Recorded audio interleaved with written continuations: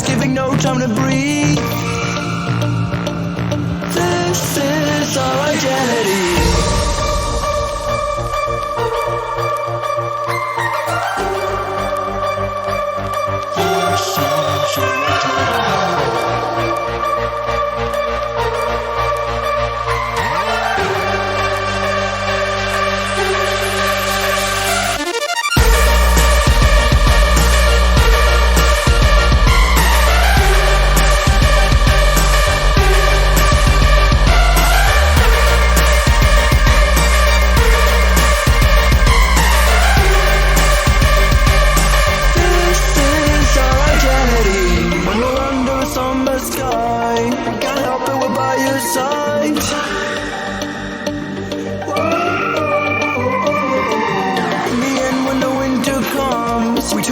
We can't help, we're gone.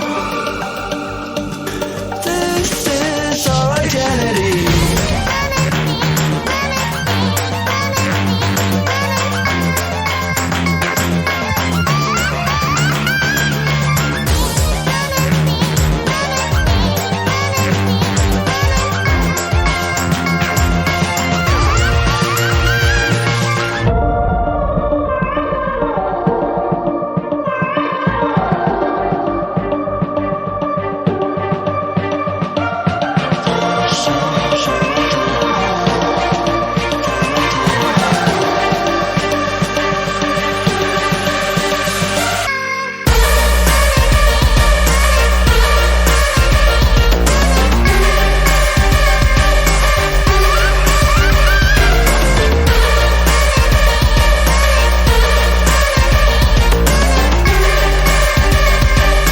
Initiating System 1.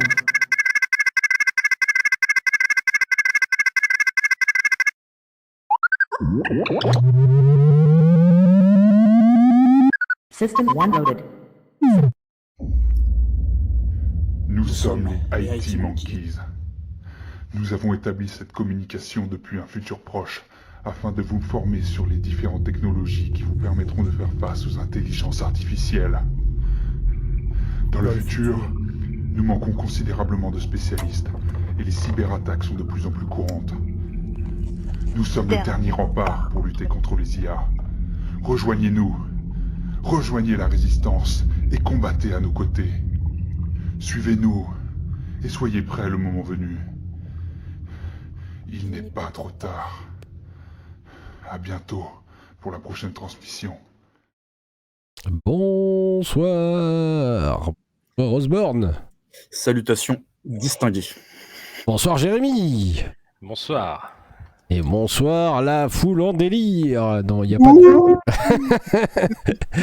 Bonsoir à nous. Voilà, c'est ça. Il y en a Iron Tux déjà du côté de Twitch. Je ne sais pas s'il va nous rejoindre sur le Jitsi Meet ou pas.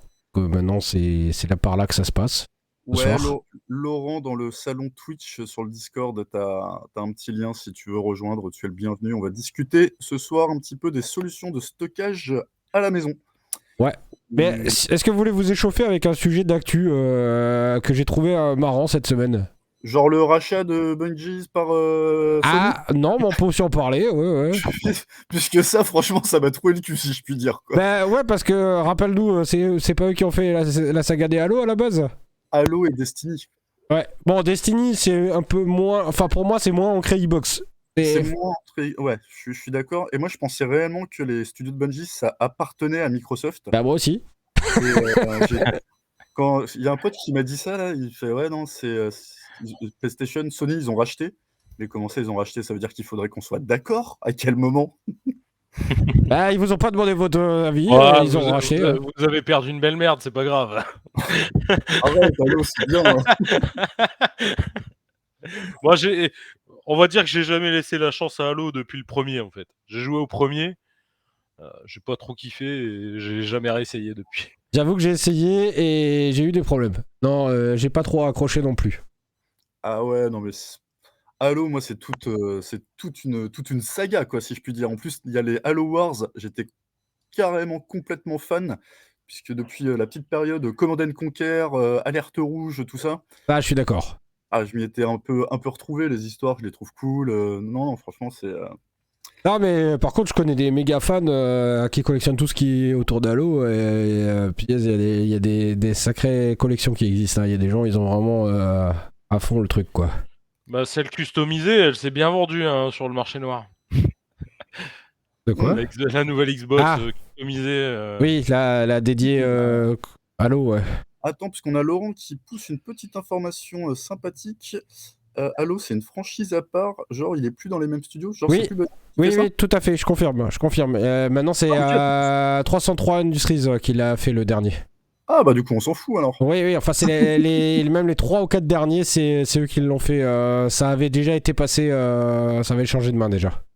Ok, ah, bah, c'est bon, alors je pourrais mieux dormir. Et je suppose que d'ailleurs, la brouille avec Xbox a commencé quand ils l'auront enlevé Halo, j'imagine. Mais j'en suis pas sûr. Ok, tout s'explique. C'est pour ça. Moi, l'autre truc que j'avais trouvé intéressant cette semaine, c'est ce que je vous partage maintenant, c'est-à-dire l'ouverture du campus cyber. Je sais pas où c'est exactement d'ailleurs, c'est sans doute à la Défense, j'imagine. Alors, juste un truc, par contre, du coup, tu partages. Ah, voilà, non, je l'avais pas sur DT, c'est pour ça. Ouais, Nickel. c'est alors déjà le bâtiment il claque. Hein, attends, ouais là on le voit. Bah, c'est sympathique. Et c'est où ça? Et bah c'est une bonne question si quelqu'un cherche. Bon en tout cas ça doit être sur Paris, ça c'est sûr, mais où exactement je ne sais pas. Mais de ce que j'ai compris, l'idée c'est de rassembler un certain nombre d'entreprises et d'organismes autour de la cybersécurité. Il y a 26 000 m² d'après ce que je vois ici. C'est à la Défense. Ouais, c'est bien. Le style, ça ressemblait à la Défense. Je me suis tout de suite dit que ça devait être ça. Par contre, il y a quand même un truc qui m'interpelle un peu personnellement.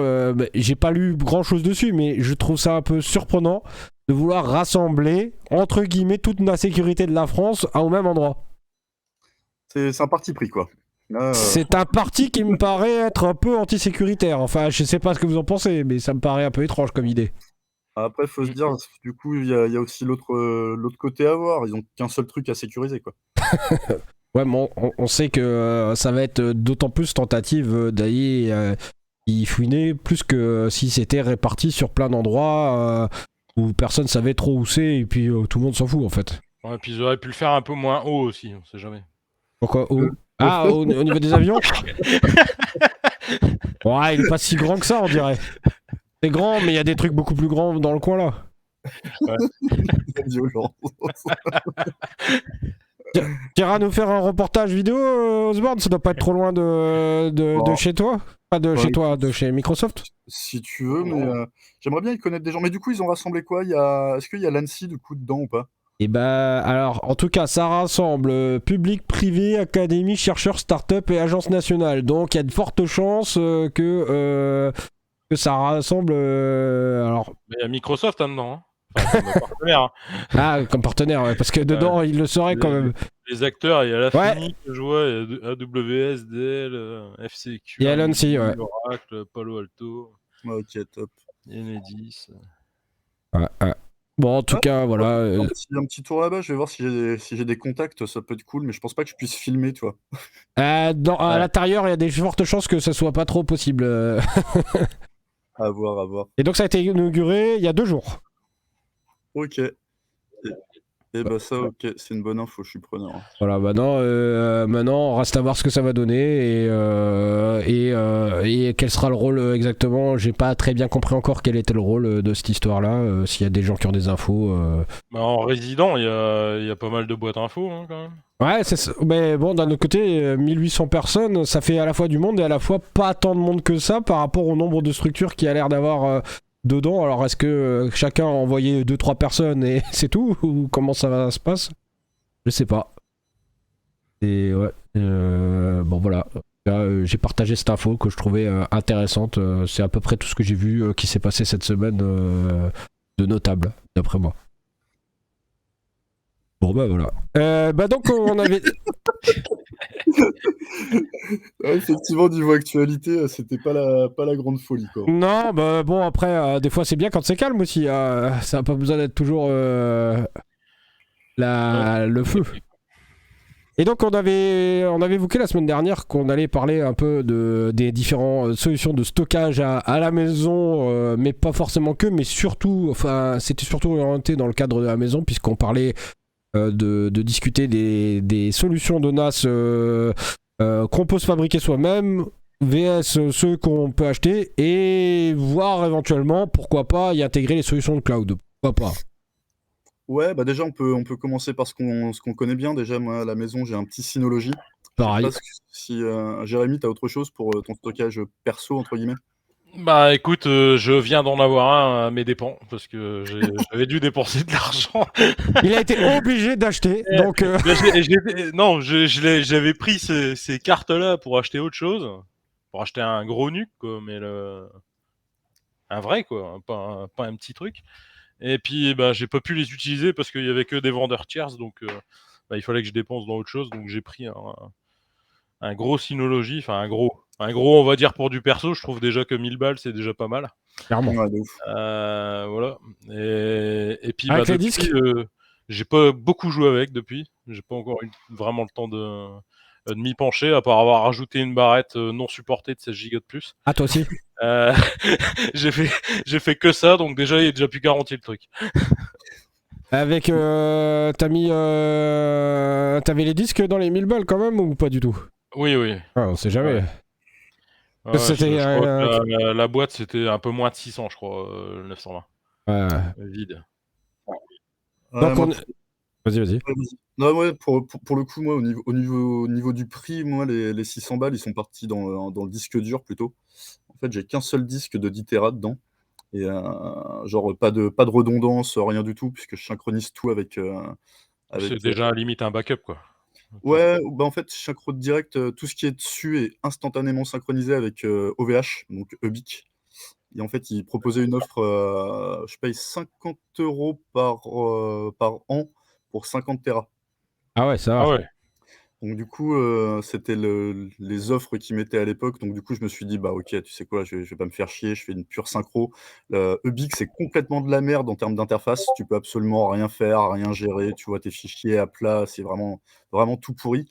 Mais par contre, voilà, si mon NAS, il se casse la gueule, je remets un, je relance la synchro et je récupère tout, tu vois? Ouais, c'est- tu seras bien content de pouvoir les récupérer, quoi. Ça, Ouais, ça sert plus à c'est ça, le quoi. principal, quoi. Et c'est pas mort, Ubique, d'ailleurs, enfin mort commercialement, je veux dire. Alors, en fait, ils ont stoppé les offres pour, donc les nouveaux utilisateurs, il y en a plus.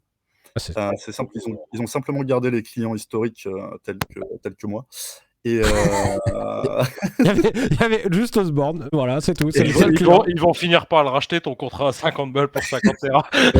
tu sais quoi? C'est sûr, c'est vraiment un peu de ouf et dans le truc, là, j'ai eu un petit mail, ça a été repris par, Shadow. Oui, mais qui appartient à OVH, donc au final... ouais. Mais maintenant, c'est plus Ubique, donc voilà, c'est Shadow, quoi. Bah ouais. En fait, c'est parti, enfin je sais pas ce que vous en pensez, mais moi ce qui m'a fait penser à ce sujet-là, c'est surtout que je vois de plus en plus de vidéos fleurir sur le net en disant fabriquez votre NAS avec une vieille machine ou un vieux serveur que vous avez chez vous et vous verrez, c'est merveilleux, c'est vachement bien, c'est aussi bien sinon mieux que certaines solutions du commerce. J'ai un petit bémol là-dessus, moi, personnellement, mais... Ouais, non, mais là même, puis il y a un truc à signaler, c'est qu'aujourd'hui, les NAS, ça fait plus simplement du stockage de fichiers, quoi. Bah, c'est ça, en fait. En fait, tout dépend ce qu'on cherche. Si le but, c'est de chercher juste du stockage. Ouais, bah dans ce cas-là, tu prends même un pauvre disque dur. Oui, mais tu veux un stockage sur ton réseau parce que tu as 2 ou 3 ordinateurs à la maison. C'est mon cas, c'est le cas de pas mal de gens qui ont... une famille avec plusieurs ordinateurs, tu veux mettre, je sais pas, quelques fichiers, des documents, des images, des photos, des vidéos, enfin ce que tu veux. Ça peut se justifier éventuellement d'avoir juste un stockage pur.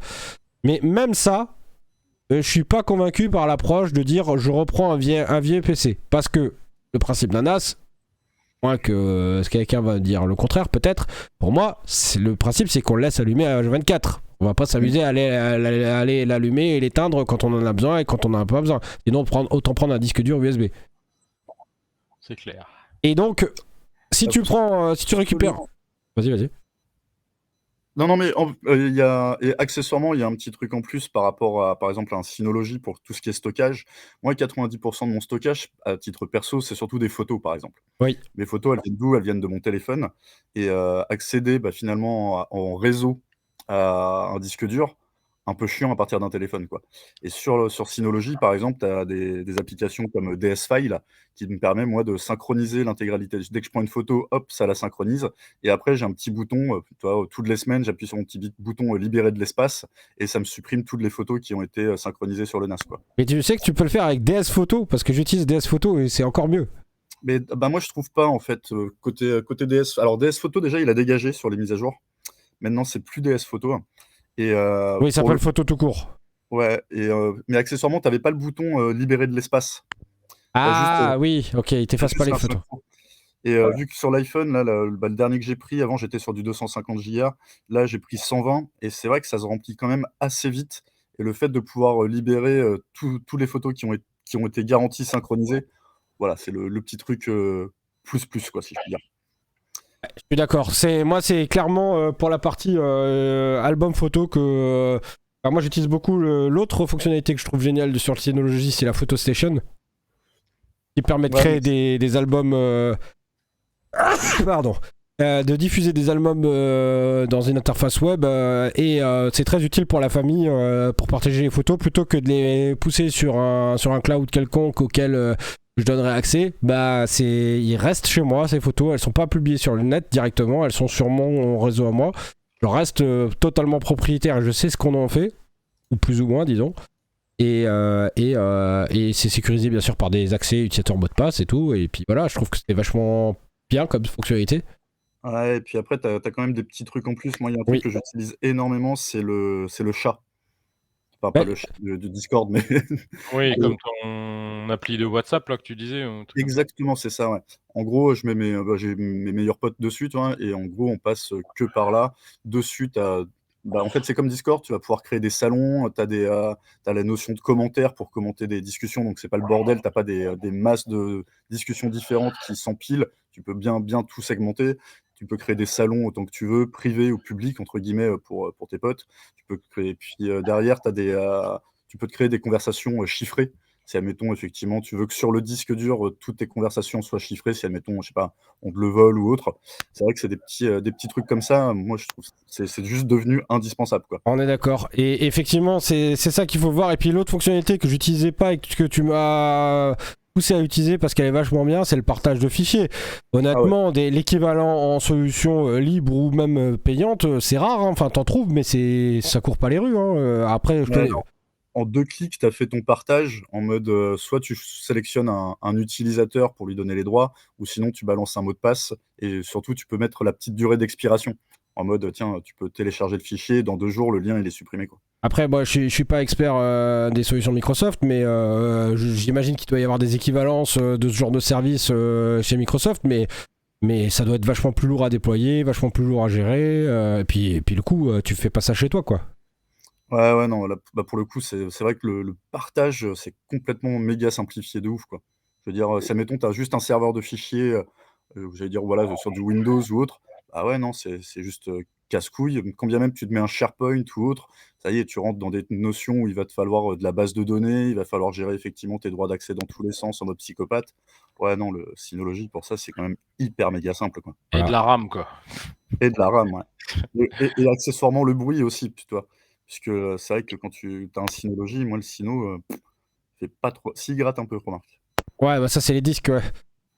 Justement, pour illustrer un peu pour ceux qui n'auraient jamais vu la Synology Photo Station, je vous l'affiche pour vous faire une idée d'à quoi ça ressemble. Voilà, ça ressemble à ça. On peut afficher différentes photos. Ça marche aussi bien en local évidemment que sur le net si on ouvre les ports. Alors bon, bien sûr, il faut savoir gérer un minimum le réseau pour pouvoir ouvrir les ports qui vont bien. Mais encore qu'ils ont fait des trucs pour simplifier l'ouverture, il y a une possibilité de passer par leur service pour faire une espèce de DNS et tout un tas de choses. Ça, pour le coup, cette partie-là, en fait, c'est pour simplifier quand tu es dans les applications, pour juste taper, par exemple, Osborne au lieu de osborne.com, toi, au lieu d'avoir ton URL perso. Mais ça, je suis pas trop fan de passer par une gateway, puisque finalement, ton Oui, flux, oui. il est par Synology. Et tu dis, quitte à avoir un truc privé chez toi, le fait de passer par une entité tierce, si je puis dire, je perds un peu l'intérêt de ma privacy, quoi, si je puis dire. Ça permet aussi sinon certaines versions on peut faire on peut exécuter directement des conteneurs Docker dessus. Et je le fais chez moi, entre autres, il y a un conteneur pour JDownloader qui est assez bien foutu d'ailleurs.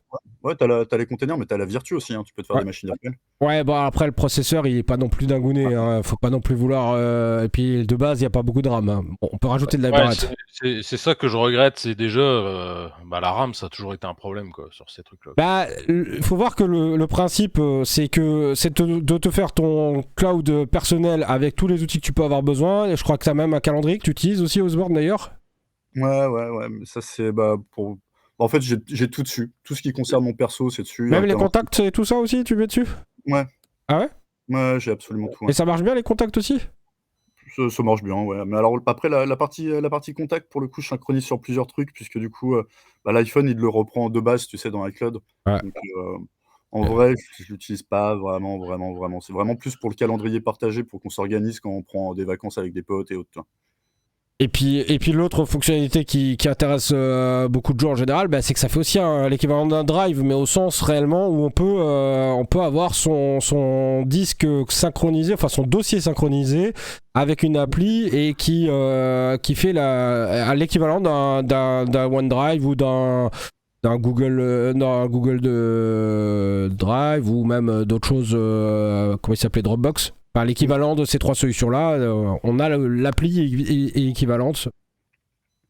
Ouais, moi j'avais un petit souci avec ça, c'est qu'à un moment donné, je trouvais que la synchro, elle marchait pas super bien. Alors j'étais dans. Peut-être que là, ça a évolué, il y a eu des mises à jour. Mais en gros, j'avais beaucoup de fichiers et je voyais que j'avais énormément d'erreurs sur plein d'extensions à la con et autres. Enfin, il m'avait pas convaincu cette partie Drive pour le coup. Et donc, à contrario, bah, qu'est-ce qu'il y a comme alternative? Bah, il y a des solutions qui ont été citées, du FreeNAS, du Open Media Vault. Qu'est-ce Il y a QNAP. Ouais, alors en NAS équivalent matériel, oui, il y a QNAP, mais pour ceux qui voudraient se faire un home NAS maison, enfin avec un serveur perso, quoi, enfin qui n'a pas été acheté spécifiquement pour ça, il y a des solutions, il y a les FreeNAS, Open Media Vault, etc. Mais fonctionnellement, c'est quand même vachement moins riche en fait. Ça fait du partage de fichiers, ça le fait très bien. Ça fait les fonctionnalités de base de stockage, mais dès qu'on veut rentrer dans les fonctionnalités un peu avancées avec des applis capables d'apporter des services supplémentaires comme les calendriers, etc., il faut se baser sur des applis tiers qui existent, bien sûr, parce qu'il en existe plein. Il y a OnCloud, par exemple, qu'on peut intégrer sur pas mal de solutions, mais c'est pas la même simplicité et la même intégration qu'on a dans les outils Sino, par exemple. Ouais, et ça d'ailleurs, c'est à préciser, puisqu'il y a, les gens qui connaissent pas, il y a un store dans le Synology C'est ça. pour installer ces applis, quoi. Ça, c'est juste trop bien. D'ailleurs, une appli, je l'ai citée sans la citer, c'est une appli qui est trop cool, c'est Cloud Sync. Ouais. C'est le truc qui me permet justement de me synchroniser avec OVH, mais il faut noter qu'on peut également se synchroniser avec Google. son OneDrive perso et son OneDrive for Business également. Et avec son Google Drive, moi c'est ce que je fais, je synchronise sur un Google Drive, comme ça j'ai encore une sauvegarde supplémentaire pour ça. Et sinon, il y en a un que tu pas cité, c'est TrueNAS. Oui, effectivement, je l'ai oublié parce que j'aimais bien qu'il y en avait encore un. Mais TrueNAS, il fait quand même beaucoup plus de choses et je trouve que c'est aussi simple que Il fait, Synology en termes d'appli. il fait beaucoup plus de choses Ah bah là, on va dire que si tu montes ta machine perso, je veux dire, la RAM, c'est plus une limite, quoi. Oui, non, mais bien sûr, mais les services. Il fait les VM, il fait les Docker, il y a plein de services sous forme de plugins aussi. Ouais, bien sûr, mais comme dit, les plugins intégrés, enfin les applis fournis par Sino, il faut dire ce qui est, elles sont vraiment très bien et uniques à l'univers Synology en fait. D'ailleurs, je viens juste de voir une autre appli que j'utilise assez régulièrement, c'est la partie Audio Station. En gros, j'ai tous mes vieux MP3 téléchargés avec amour pendant des années. et du coup, ça te permet effectivement de streamer directement à partir de ton NAS.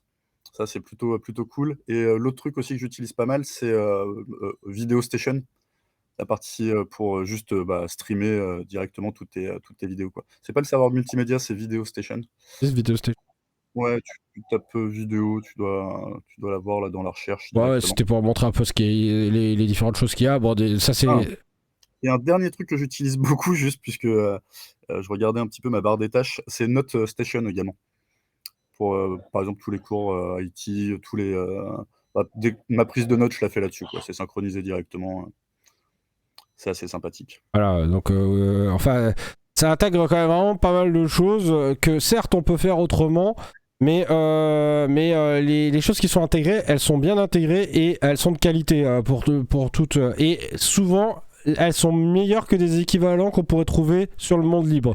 Parce que pour avoir cherché des alternatives à Synology Photo, qui font des galeries et qui le font aussi bien et aussi facilement et avec une gestion d'utilisateur unique, etc. Enfin, ils le font de cette manière-là, j'en ai pas trouvé personnellement. Non, je crois que tu as touché le mot en fait, c'est que c'est simple.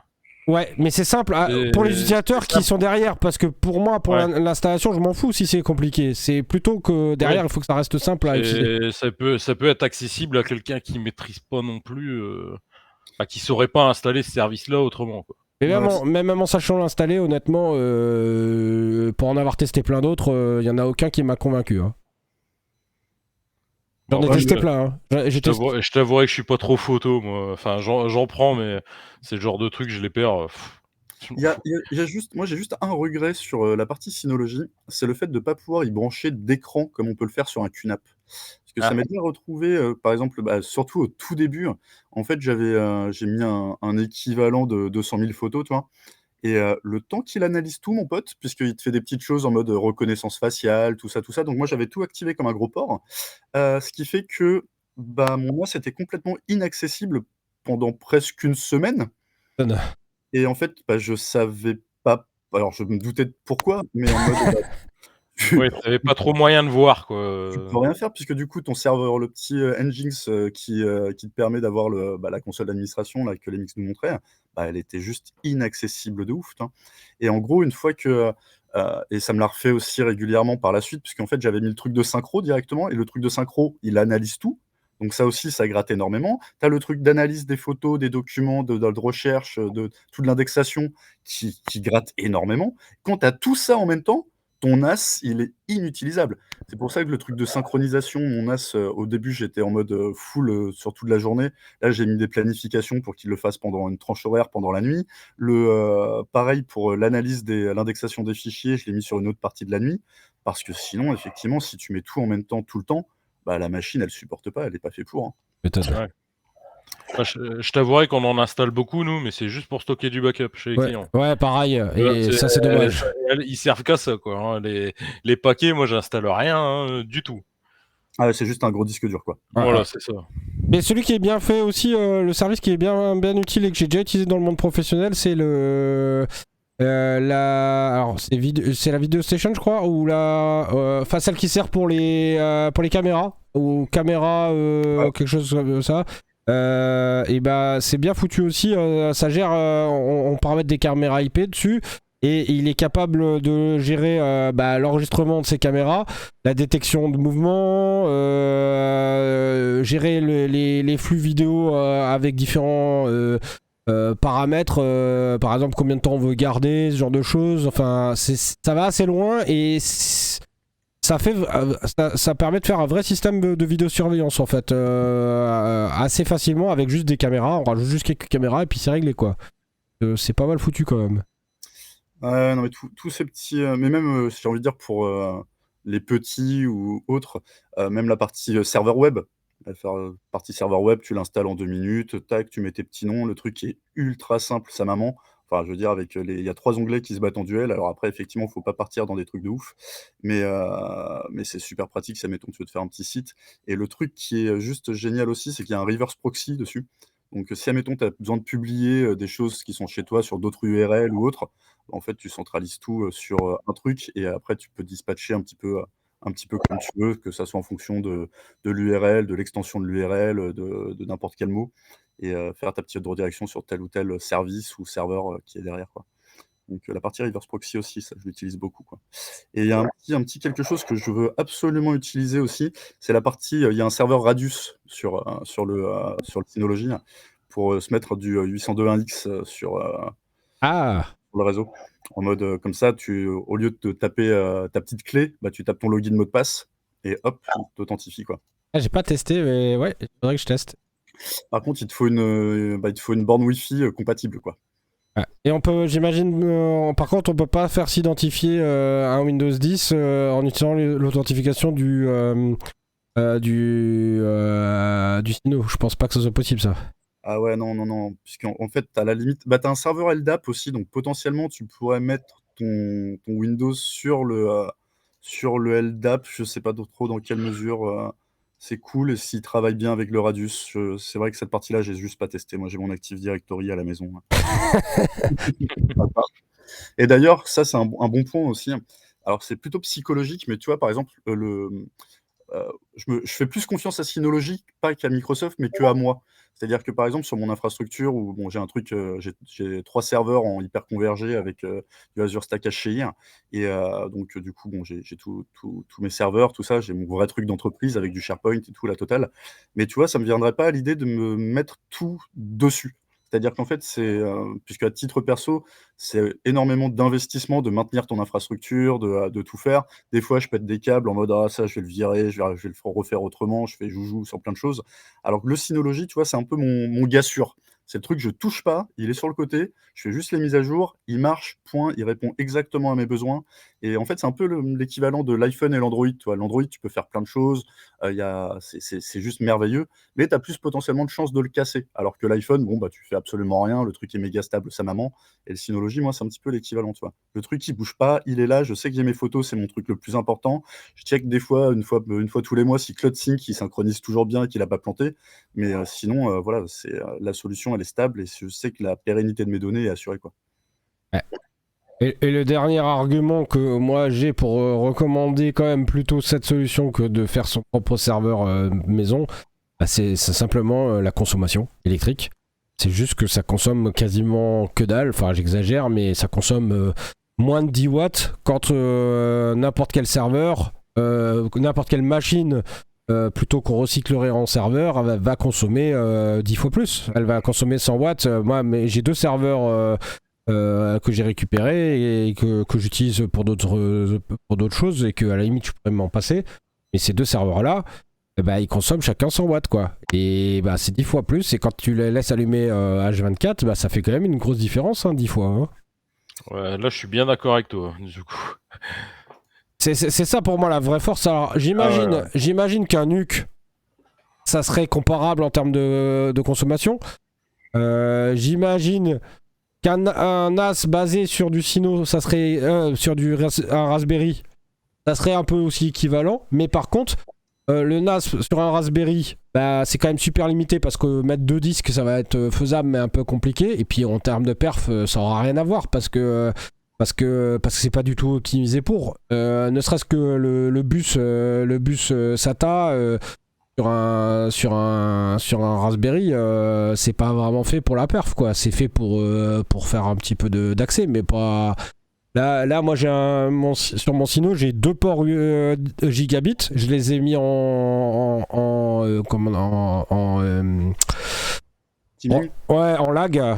Enfin, en LACP, ouais. LACP, voilà, en LACP, et bah ça envoie du stack, quoi. C'est juste performant.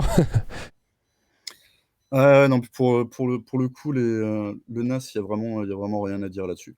Après, vous avez déjà utilisé autre chose que du Synology, du coup, à la maison, je veux dire, à une autre époque, avant de tomber dans Syno?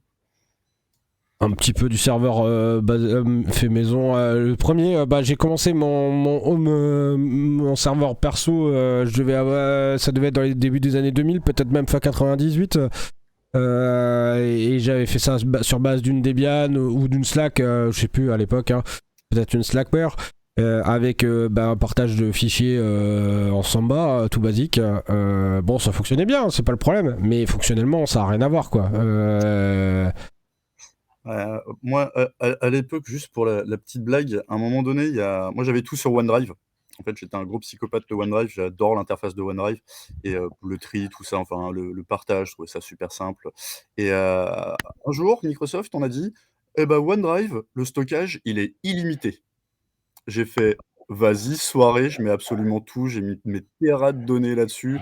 J'ai viré mes disques durs qui étaient chez moi et quelques semaines plus tard, ils ont fait, «En fait, non, on va pas faire ça. On va passer, on va remettre un bon abonnement, bien chiadé avec une bonne limitation, voilà, tu pouvais aller jusqu'à 1 téra, mais moi ça me suffisait pas, tu vois? J'avais besoin de j'ai 4 téras de pratiquement de photos et du coup, bah, j'en suis bien revenu. Effectivement, c'était une bonne galère de trouver une solution, bien aussi stable et sympathique et simple que le Et petit stylo. puis après, tu avais les limites de SharePoint, quoi. Ouais, ouais, sur le bah, tu C'est un peu le problème, quoi. ouais, tu avais ça aussi, le volume d'un seul fichier qui était assez limite. Si admettons tu avais des vidéos, en plus c'était ma période GoPro à gogo, alors j'avais des masses de rush dans tous les sens et effectivement il y a rien je pouvais pas tout mettre, quoi. En tout cas, tu me fais plaisir en disant ça, Osborne, parce que tu viens de démontrer ce soir les dangers du cloud.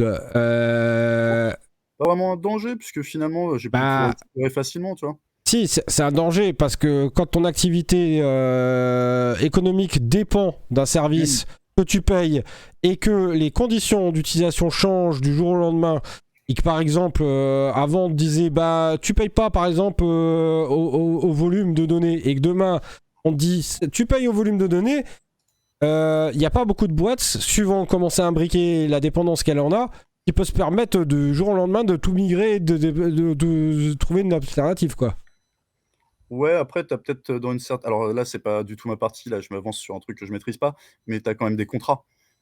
Oui, bien sûr. Donc du Mais coup, effectivement, comme tu dis, c'est pas ta partie et c'est pas la mienne non plus d'ailleurs.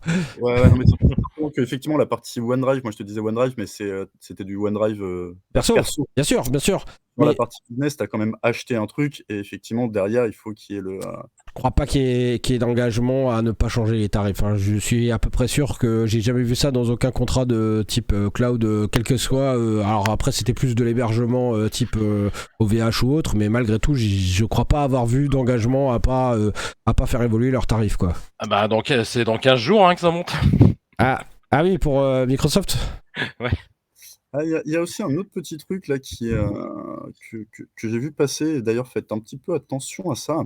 Toute la partie, OIM, en fait, je pense que ça va chointer. Ah, ah bon? J'explique. Alors pas l'OIM pour les OIM, mais en gros les licences OIM qui sont aujourd'hui vendues 10 balles sur le Bon Coin, si je puis dire, ou sur tout autre site, bah, en fait ça va chointer.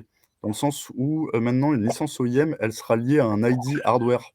Bah ouais, ce Bah, qui est logique. c'était le cas il y a 20 ans de ça. On pouvait pas vendre une licence sans vendre un périphérique que tu t'installais dans ta machine, quoi. Oui et non, puisqu'en fait tu la licence OIM effectivement tu peux l'acheter à part et tu avais droit qu'à une installation. Une fois qu'elle était activée pour cette machine, c'est là où le lien était fait. Mais Mmh. maintenant, attention, c'est la nuance, c'est que, à l'achat, ta licence OIM est liée à un type de matériel. Si quand tu vas l'installer, c'est pas ce type de matériel qui est là, ça ne s'installera juste pas. Enfin, Mmh. tu pourras pas l'activer du moins. Mmh. Ouais. Donc voilà, c'est juste une petite, Non, mais c'est une info intéressante et importante. C'est vrai que c'est bien de le savoir. T'as une idée de. Enfin, il y a une date sur ça ou pas du tout? absolument rien d'officiel Ok. là-dessus. C'est simplement qu'on a des petites, communications justement sur des services qui vont checker ça. Donc du coup, bon, la logique étant que, toutes ces licences OIM, gratos à 10 balles, elles vont, c'est sûr que ça va sauter, quoi. Mais est-ce que ça impacterait celles qui ont déjà été installées ou seulement celles qui vont être vendues? Absolument aucune idée. Ah ouais, ok. Donc on va Mais, peut-être se faire tous bananer, tous ceux qui ont acheté des licences à l'appel à ce prix-là, quoi. Ouais, bah, possible, tu trouves même moins cher, hein. Enfin, tu Oui. regardes Bitcoin, tous des trucs comme ça.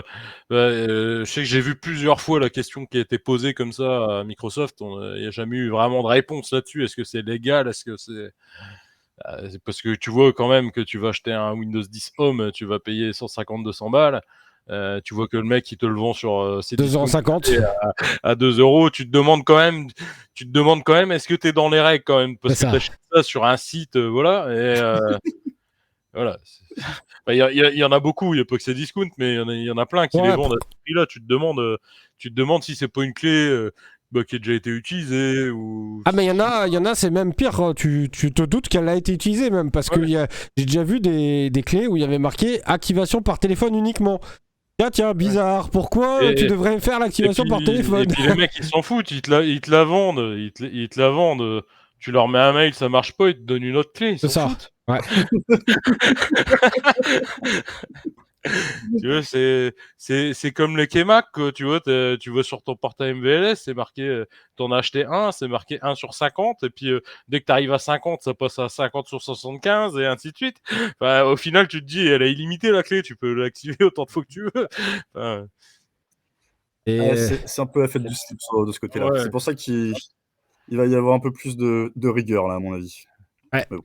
Ça va peut-être faire rebouger les choses en faveur du libre parce qu'il faut voir aussi que les 10 ans là qui viennent de passer, ça fait pas loin d'une dizaine d'années que ce genre de système existe. Je dirais qu'on peut acheter des clés à vraiment pas cher et que du coup la question se posait plus trop de savoir est-ce que je pirate une version, est-ce que j'achète une version, est-ce que je prends une alternative.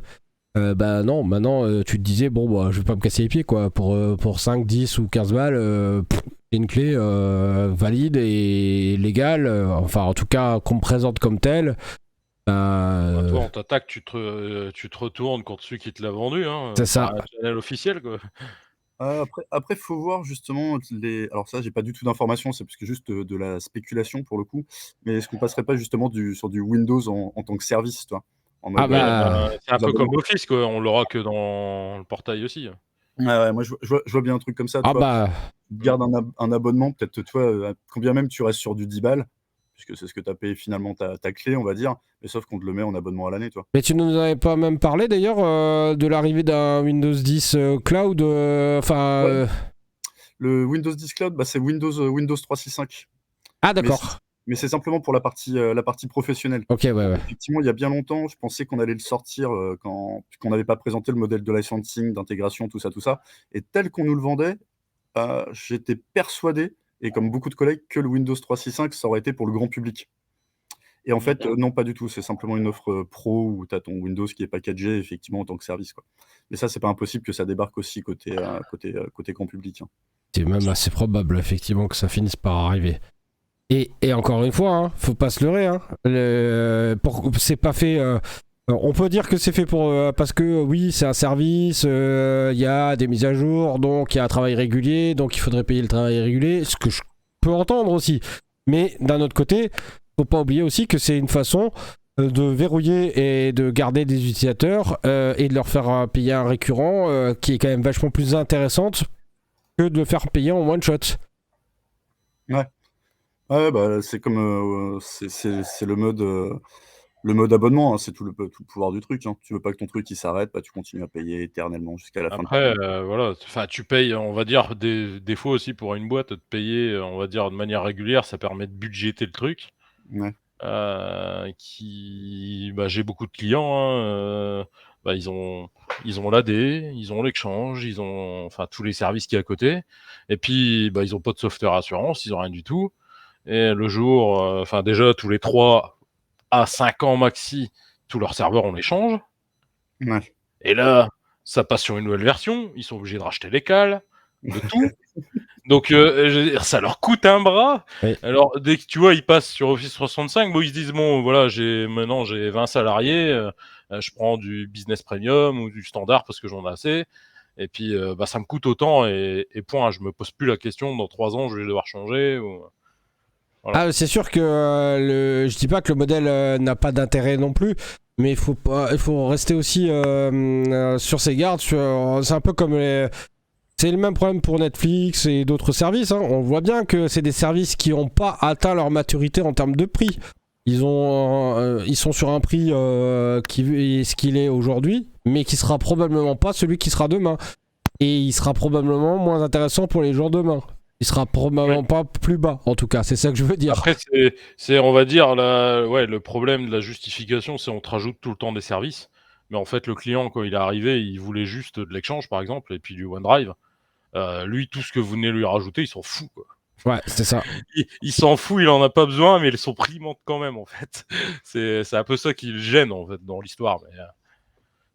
Mais Ouais, après, c'est- ouais, c'est clair que c'est des services qui te rajoutent en plus. Maintenant, le problème, c'est un peu le problème du package. Hein. De toute façon, il y a un moment donné, tu as déjà plusieurs packages. Après, il y a des choses qui viennent s'inclure en plus dedans. C'est tout, t'as pas le choix, quoi. Et donc j'imagine que Osborne, t'avais fait le comparatif au moment d'acheter ton Sino entre le fait de payer ton abonnement OneDrive avec la volumétrie, enfin le prix du stockage que tu aurais eu besoin, et puis Ouais, c'est ça le problème. En fait, de base, j'aurais payé n'importe quoi à OneDrive. Le truc étant, c'est qu'ils proposaient pas plus de 1 Tera. Ah, c'était bloqué, tu pouvais pas aller plus haut. Ouais, Il y avait pas plus. non. Donc, du coup, après, t'as la réflexion de te dire, est-ce que je crée plusieurs Ouais, mais comptes, c'est un peu casse-couille à gérer, quoi. Ouais, c'est Et compliqué. Ouais. après, tu as aussi le mode, puisque sur OneDrive for Business, t'as pas de limite sur le OneDrive. Donc, du coup, ça me plaisait plutôt pas trop mal. Mais du coup, fallait au moins acheter 5 utilisateurs, quoi. Tu vois. Donc, t'avais pas juste un mono-utilisateur pour avoir juste toute ta gamme Office 365 à l'époque. Donc, bon, j'ai pas poussé, quoi. Et au fait, un compte business, ça peut s'ouvrir comme ça sans être une entreprise aussi. Enfin, quand je dis un compte business, un compte Azure type pro, on va dire. Mais t'as juste besoin d'une carte bleue. C'est tout? Ouais. Et pas besoin de papier particulier, Pas du tout. pas d'enregistrement de nom d'entreprise ou ce genre de choses. Un nom, un prénom, ça suffit, quoi. Exactement. D'accord, d'accord. Donc après, il y a cette petite réflexion à avoir. Est-ce que tu as envie de considérer ta famille comme une entreprise? Bah, tout dépend si tu leur refactures le service ou pas, en fait. C'est tellement ça. Mais non, ouais, c'est Ça non, part un peu comme le partage de compte Netflix ou des trucs comme ça. Hein. Ouais, ouais. et d'ailleurs, ils n'étaient pas censés faire un truc pour bloquer justement le partage de comptes à un moment donné? Avant le partage de compte, ils devraient bloquer un peu les comptes turcs, etc. Quoi, tu vois. Oui, c'est vrai, parce qu'il y a Parce beaucoup de gens que- qui en achètent à pas cher, quoi. C'est ça.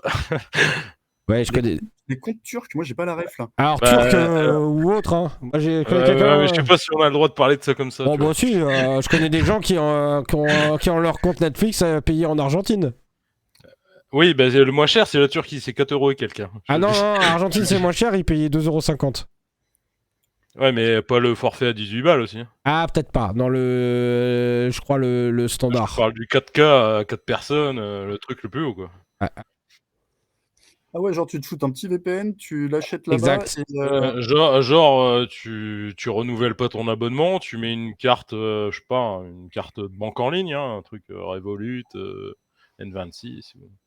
Et puis dès que c'est fini, tu te connectes en Turquie, tu vas sur netflix.com/tr-en pour l'afficher en anglais quand même, parce que sinon t'auras un peu de mal. Et puis là, ça te propose de te abonner tout de suite, mais en monnaie turque, donc c'est 50 livres turcs. Ah, mais trop Puis cool. avec la conversion, ça te revient à 4 balles. Et ça marche pour Spotify, ça marche pour. Pour tous les services de ce genre-là, hein. Et tous ces services-là, tu peux les payer 2-3 fois moins cher ou 5 fois moins cher ailleurs. Hein. Mais juste la question existentielle, du coup, après, quand tu vires ton VPN et autres. Et Ça que tu marche restes- toujours. Comme tu as une IP française, ça t'affiche le catalogue français. Ah, mais c'est C'est ta trop bien. question. Mais oui, complètement. Oui, donc en fait, c'est vraiment comme si tu l'avais acheté en France, quoi. Ça change strictement rien, en fait. Ouais. C'est ça le plus drôle. De toute façon, si tu vas avec ton compte à l'étranger, tu n'auras pas ton catalogue français, en fait, de base, déjà.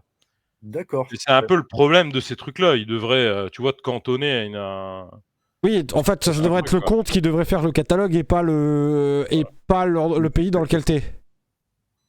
Ah ouais, mortel. Ah, mais ça veut dire que ton abonnement NordVPN, du coup, il prend tout de suite plus d'intérêt, quoi. Ouais, mais tu sais que pour faire juste ça, t'as pas besoin d'un abonnement de NordVPN. Hein, Non, tu peux. Ouais, tu peux prendre un truc gratuit. Hein, Ouais, si c'est non, pour aller juste une fois Ouais. dans un autre pays, ça peut être faisable. Hein, Non, j'entends bien, j'entends bien.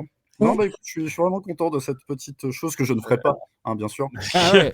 Mais sinon, tu sais quoi Moi, je l'ai juste entendu, hein, c'est tout. Hein. Ouais, c'est Ouais, pareil, des- pareil. Mais il y a une technique au pire, sinon tu te payes un voyage en Turquie Avec avec l'argent que tu auras économisé, ça te paye le voyage justement et tu achètes tous tes abonnements sur place. Comme ça, tu les prends tout de suite pour un an, comme Oui, ça, parce t'es que réglé. quand ça passe pas et que tu fais sur un nouvel abonnement déjà, bah il faut, sinon faut t'inscrire à un site où tu as un numéro de téléphone temporaire où tu peux recevoir un SMS pour activer ton compte, quoi. Ok, il y a quand même 2-3 petites choses à faire. Oui, mais après, si c'est un compte existant que tu avais français, il suffit de pas renouveler et de mettre une carte que tu es sûr qu'elle sera acceptée, quoi. Genre une banque en ligne, quoi. Enfin, Ah, Bon. ok. voilà, Vivid ou genre de truc, quoi, N26. Nickel. Bon, en tout cas, voilà, les petites astuces. On est vachement au courant pour des mecs qui ont jamais touché à ça, non? Moi, je jure que c'est vrai que j'ai jamais touché. Hein. Je sais juste Ouais. que j'en ai discuté avec d'autres personnes. Ah, Ouais, si. les mêmes gens qui achètent des OIM à 10 €, quoi, ouais. Ah non, ça par contre j'ai déjà fait, hein. Je dois confesser. Et d'ailleurs j'ai même demandé à un ami bien placé si c'était légal. Il m'a dit, bon écoute, je crois que oui. Hein. Ouais, Ça l'est, hein, ça l'est. ouais. Moi, je me fais pas chier, je me crée un compte de démo d'1 an sur Office 365, puis je l'active avec ça. Ouais, ça marche aussi. Moi, j'ai mon compte, après là, j'ai une autre solution effectivement. Il y a si admettons vous êtes, dans une boîte ou autre, vous avez les abonnements, alors ça s'appelle plus les abonnements MSDN, mais c'est les abonnements, Visual Studio là. Oui. Avec ton abonnement Visual Studio, bah, pareil, si admettons ton entreprise te la paye, hein, tu vois? Bah, du coup, tu as quand même, 25, licences par an sur ton tenant, et donc du coup, tu profites de ton OneDrive en mode, illimité pour synchroniser tout ce que tu veux, quoi. On a aussi un nombre de licences en fonction du volume qu'on vend en CSP. Ah oui, c'est vrai, oui, bah, Parce que pour moi, nous, nous, on en a genre 300 comme ça, je crois, dans le package. ouais, mais ça, c'est pour ta boîte. Ouais, c'est ça. Là, je te Ouais. parlais du truc, puisque si on te l'offre, par exemple, tu fais du développement, on va te payer ça, et du coup, toi, tu as ton propre tenant, de Et test. à l'époque, il y avait aussi des valises de MSDN où tu avais Oui, Avec tout le tous sujet, là. les outils, enfin, tous les types de serveurs. Moi, c'était quand j'étais encore au niveau d'études, on va dire. J'avais les valises. Je peux te dire que je me suis fait plaisir avec ça. ah bah on les a Euh, encore nous, on les a à gardés. l'époque, franchement, j'avais testé plein de trucs. Enfin, ça permettait de tester des choses, quoi. Ouais, bah, là, j'avoue quand même sur le côté, écologie, il y a eu quand même quelques efforts de fait puisque, les nombres de boîtes, les catalogues de CD là qu'on avait, oh laisse Bon, tomber. les dernières versions du MSDN étaient en démat, hein. T'avais des clés à la place. Hein. Ouais, Ouais, bon, ouais, après, moi, je te dis ça, c'était, je sais pas, en 2005, peut-être, je sais pas. Ouais, je confirme, mais jusqu'à il y a pas si longtemps, nous on l'avait encore. Donc quand je dis il y a pas si longtemps, peut-être on l'a même encore. Hein, je sais pas, j'ai pas vérifié. Si tu dis que ça a été remplacé par autre chose, c'est possible qu'on l'ait plus. de toute Bon, façon, après, maintenant, on a tout en démo, on va dire 180 jours. ouais. Moi, j'ai des comptes de démo, ouais, pour absolument tout là en mode, 1 an. Tu vois, je peux me générer des tenants de test et autres. Sinon, ah oui, en tant que partenaire, c'est juste 90 jours pour les, Je crois que tu peux créer 2 tenants d'1 an. Moi, j'en ai un d'1 an, là. OK, stylé. Avec 25 licences. Je sais Ouais, plus bah, si c'est c'est ça. de 3 ou de 5, je crois. Ou j'ai un mix de 3 et la partie MS. Ouais, OK, donc vous avez la même que nous, quoi, concrètement. OK, top. Bon à savoir. Bon bah voilà, on a bien débattu de ce sujet, sachant qu'on n'a pas vraiment trop abordé les avantages des autres côtés, mais Il y a parce que j'en pas vois. vraiment eu de débat en vrai. Bah, le problème c'est que j'en vois pas, j'ai beau chercher, j'ai essayé d'en trouver, mais.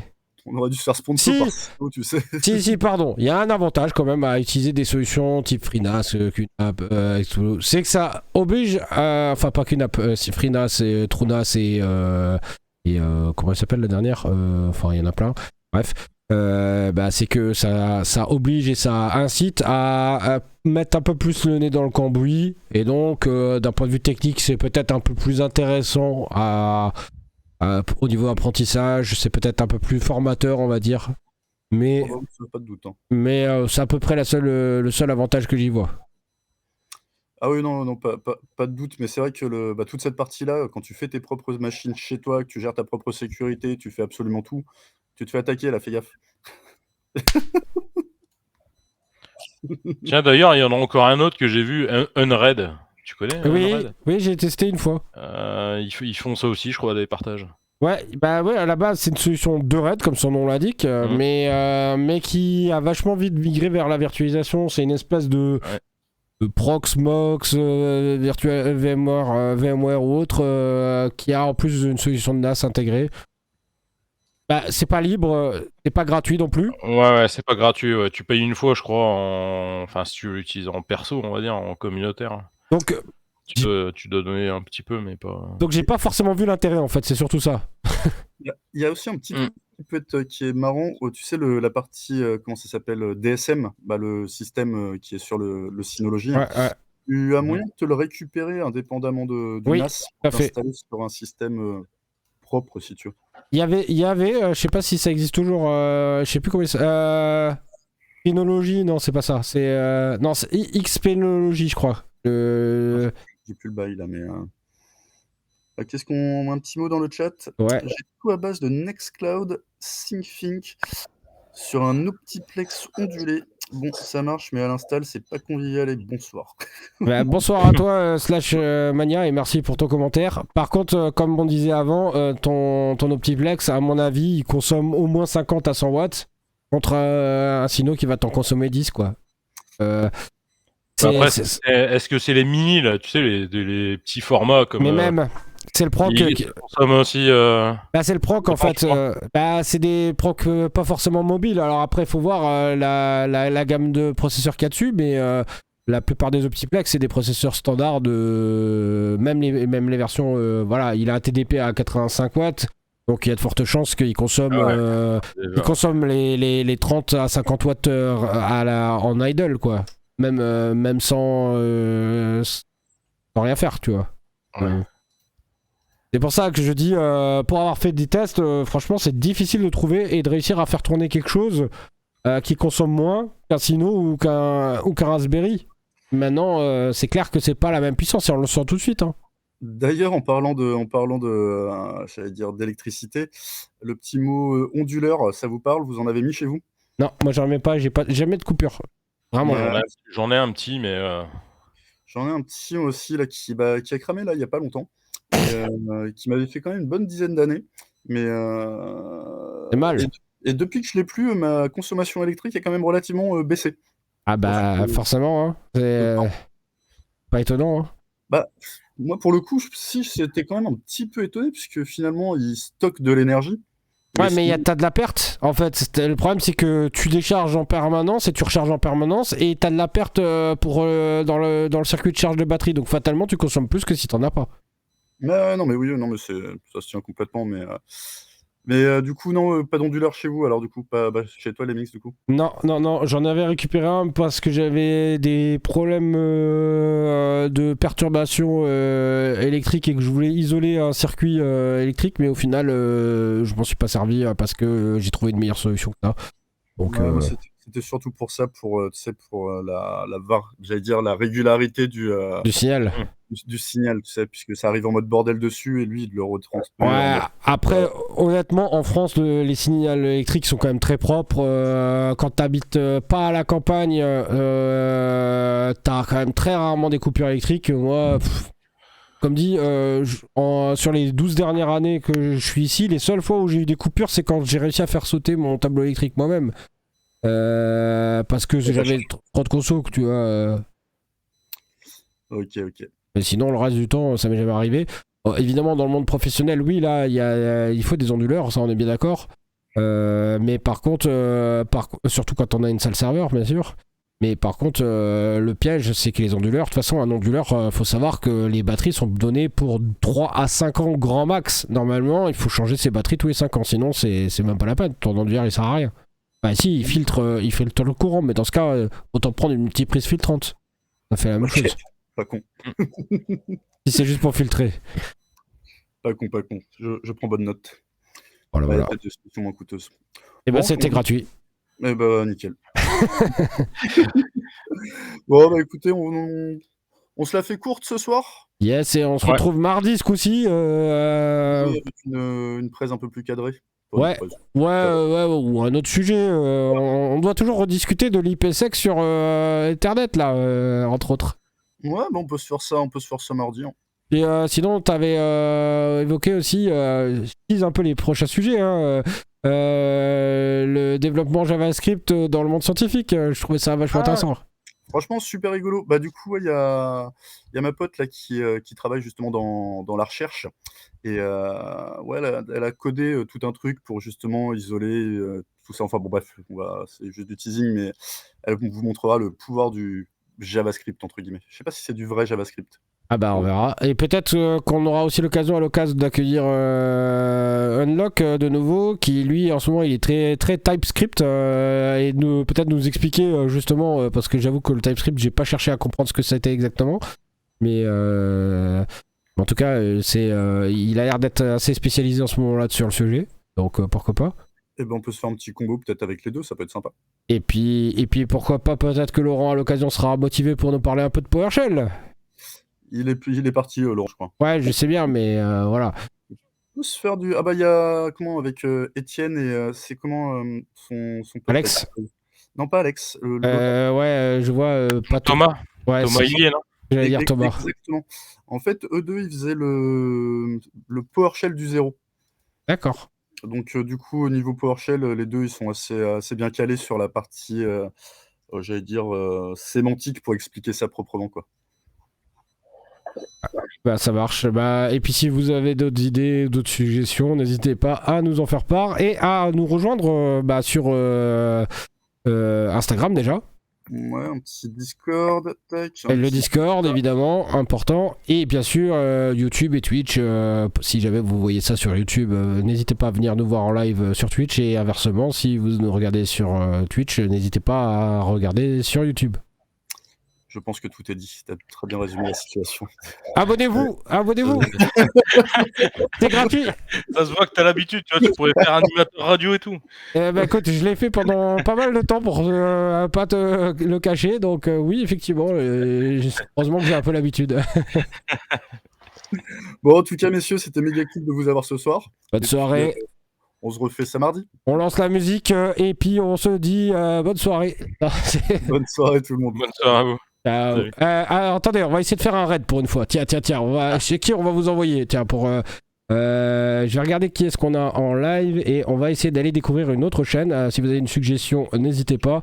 Alors en tech, j'ai rien du tout de connecté ce soir dans les gens que j'aurais pu vous recommander. Des chaînes techniques. Je vous ai déjà envoyé l'autre fois chez Mangalore, mais j'ai pas mieux à vous proposer. Donc si personne n'a mieux, bah on va faire un raid chez Mangalore. Et si jamais, bah, n'hésitez pas à nous faire des suggestions de gens qu'on aurait pu raid ce soir.